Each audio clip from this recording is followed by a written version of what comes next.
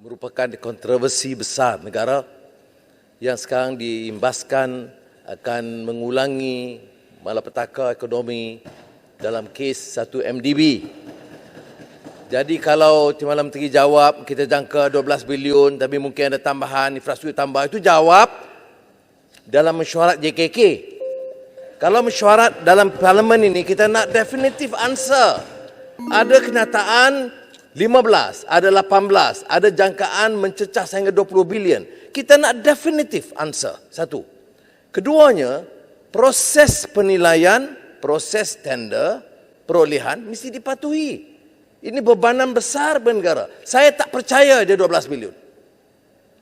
Kajian dibuat mesti mencecah kerana dia tidak mengambil kira keperluan infrastruktur tambahan yang ada. Ini cuma nak meletakkan satu kadar rendah supaya tidak mengejutkan. Janganlah kita ulangi masalah yang sama. Mengapa Kementerian Kewangan takut untuk mendedahkan seluruh maklumat ini? Mengapa tidak ada penilaian terbuka dan sistem perolehan terbuka untuk menentukan? Saya tidak mentang nak pilih Ericsson ke Huawei ke, tapi biar ada satu proses yang telus dalam hal ini. Dan sebab itu saya tidak percaya pengurusi untuk menjawab dalam hal ini. Dia mesti mengizinkan satu perbahasan yang teliti atau pendedahan maklumat yang teliti. Bukan soal iklan di surat khabar. You bayar, bagilah iklan. Wang tu wang rakyat juga. Ya, tidak ada mensabahnya. Dia mesti ada a reason discourse. Perbincangan teliti. Ya. Saya nak tekankan Malam Menteri kena faham bahawa ini masalah mengundang satu masalah besar bagi negara. Bagaimana mungkin dalam keadaan sekarang satu projek mega yang mencecah hampir 20 bilion diluluskan dengan shrouded in secrecy. Siapa dapat kontrak? Kroni mana dapat? Anak siapa? Menantu siapa? Kita kena tahu. Ya, semua ramai orang tahu dah ni, ya. Siapa dapat? Dan kemudian siapa yang menjadi perantara komisen yang atas-atas? Ini janganlah ulang. Kalau kita tak belajar daripada pengalaman 1MDB, kita tak akan belajar bila-bila pun. Jadi saya harap pengurusi bagi ruang supaya Timbalan Menteri jawab dan jawab dengan tegas. Jelas. Jelas Timbalan. Jelas Timbalan Menteri.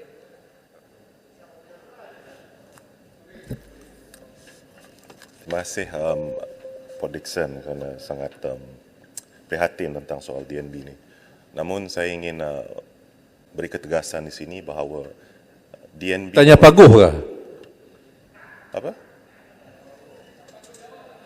No, saya tidak mau diganggu bila Timbalan Menteri jawab.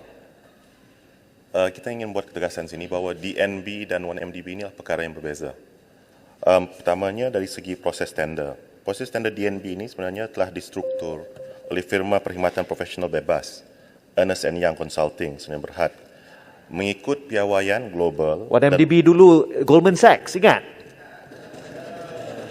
Profesional juga. You can't use that argument. Tapi Goldman Sachs itu dia raise bond kan, dia bukan open tender. This is on open tender. There's a big difference kan. So dia ada panel yang 4 panel yang terdiri daripada kira-kira 50 pakar tempatan dan antarabangsa daripada lebih 10 negara yang memiliki pengalaman melaksanakan rangkaian 5G pada masa kini. Dan proses tender bermula dengan penilaian awal terhadap 14 syarikat pembekal perkakasan rangkaian Network Equipment Provider atau NEP, di mana seterusnya 8 syarikat di senarai pendek dan dijemput untuk membida dalam tender ini. Dan kriteria-kriteria yang diambil kira ketika menyerai pendek syarikat ini adalah pertamanya, pencapaian yang terbukti dalam menjayakan pelaksanaan 5G dan perkhidmatan teknologi keseluruhan, end-to-end technology solutions, dan ketersediaan keselamatan yang dipertingkatkan untuk melindungi pengguna dan platform. Dan ianya perlu ada kehadiran dalam ekosistem Malaysia semasa serta pemahaman yang kukuh tentang persekitaran perniagaan termasuk rangkaian vendor yang sedia ada. Dan tenaga kerja tempatan untuk pelaksanaan segera dan pelan yang efektif untuk meminda pengetahuan kepada syarikat-syarikat tempatan. Dan daripada 8 syarikat yang dijemput, hanya 4 syarikat yang mengemukakan tawaran dalam proses tender ini. Dan pasukan penilaian tender ini terdiri daripada pakar industri bebas daripada dalam dan luar negara dan juga golongan profesional yang berpengalaman. Keputusan tender kemudiannya dibincangkan secara mendalam oleh jawatan kuasa tender dan lembaga pengarah DNB. Dan seperti yang dinasihatkan dan dimudah cara oleh EY Consulting, piawan tadbir urus yang paling ketat telah digunakan sepanjang proses tender. Dan keperluan tender adalah berdasarkan kriteria yang dikenal pasti dan diperhalusi melalui proses yang mantap berdasarkan maklum balas industri mengenai keperluan rangkaian 5G dan ianya dikongsikan dengan semua NEP yang dijemput untuk mengemukakan tawaran bidaan. Dan dari hasil ini, Ericsson menduduki tempat yang teratas dalam ketiga-tiga komponen utama kriteria penilaian tender seperti berikut. Yang pertamanya dari segi teknikal, ianya meliputi keseluruhan kemampuan teknologi 5G, kemampuan pelaksanaan 5G dan pendekatan integrasi dan juga dari keselamatan cyber dan rangkaian dan operasi dan penyelenggaraan. Dan keduanya dari segi komersial, ianya meliputi cadangan, pembiayaan dan jumlah kos keseluruhan pemilikan. Dan yang ketiganya ialah dari sosioekonomi. Ianya kena meliputi pembangunan tempatan dan kesan sosioekonomi. Dengar pengusi yang Sekejap. jawapan tu, Sekejap, proses kita tahu prosesnya. Proses you boleh ikut. Ya, 1MDB kalau you teliti laporan, dia ikut proses. Termasuk dengan Goldman Sachs. Dalam hal ini yang kita tanya, dedahkan proses itu satu. Keduanya, keputusan dibuat itu, keputusan yang di atas itu, ya, apakah mengikuti penilaian yang ditentukan oleh semua pakar-pakar yang disebut. Ini you boleh buat proses yang cukup telus dan teliti. Tapi bila buat keputusan tu ada kepentingan. Sebab tu saya nak tanya, bukan je Ericsson, syarikat mana yang perolehi, yang mana yang ditentukan, yang bekerja sebagai perantara dan sebagainya. Ini yang kita kena tahu. Yang ada proses penyalahgunaan kuasa, komisen, keuntungan, kronisme itu bukan proses. Saya tahu, saya 8 tahun Menteri Kewangan, proses semua ikut. Bila atas tu sampai malapetaka juga.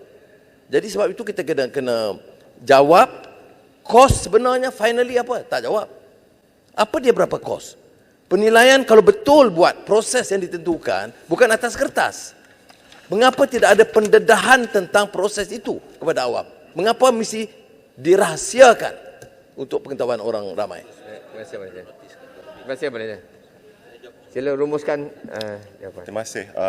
Seperti saya katakan tadi, saya tahu Port Dickson adalah orang yang berpengalaman dalam kementerian saya. Dan saya menghormati pandangan beliau, tetapi seperti saya katakan, Goldman Sachs itu bukan open tender. Dia dilantik secara terus untuk fundraising untuk bond. Ini DNB ini kita membuat proses tender terbuka. Dan mungkin banyak kita akan buat mungkin satu libat urus lah kan kepada dengan semua MP bukan saja dari pihak kerajaan tapi juga pihak pembangkang untuk mungkin DNB memberi penerangan secara lebih telus supaya apa-apa